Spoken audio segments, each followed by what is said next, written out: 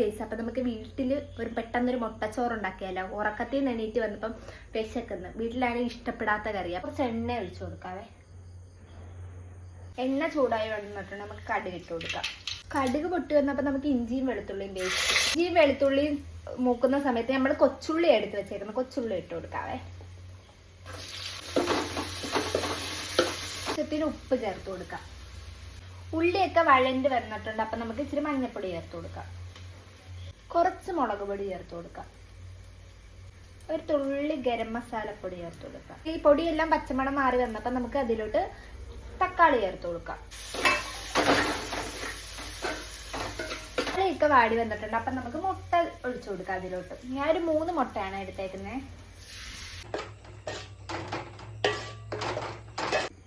മുട്ടയിട്ട് മുട്ട ഡ്രൈ ആവുന്നതിന് മുമ്പ് നമുക്ക് ചോറിട്ട് കൊടുക്കാം. നല്ലപോലെ ഇളക്കി കൊടുക്കാവേ. അങ്ങനെ നമ്മുടെ മുട്ടച്ചോറ് ഇവിടെ റെഡി ആയിട്ടുണ്ടേ. കണ്ട നമ്മുടെ മുട്ടച്ചോറ് ഇവിടെ വെറും 5 മിനിറ്റ് കൊണ്ട് നമുക്ക് ഉണ്ടാക്കിയെടുക്കാൻ പറ്റും. ഇവിടെ റെഡിയായി മാറിയിരുന്നു. നമുക്ക് വേണമെങ്കിൽ ഇതിന് വാഴയിലയിൽ പൊതിഞ്ഞ് ഒരു കുറച്ച് നേരം വെച്ചിട്ട്, ഒത്തിരി നേരം വെക്കണ്ട, കുറച്ച് നേരം വെച്ചിട്ട് തിന്നാം. നല്ല ടേസ്റ്റാണ്. നമുക്കിനി ചോറ് വാഴയിലയിലോട്ട് മാറ്റാം.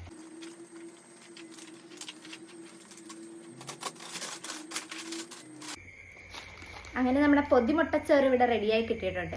ഇനി ഇതൊരു 20 മിനിറ്റ് കഴിഞ്ഞ് കഴിക്കാം. അപ്പം അടുത്തൊരു വീഡിയോ ആയിട്ട് കാണാം. ടാറ്റാ.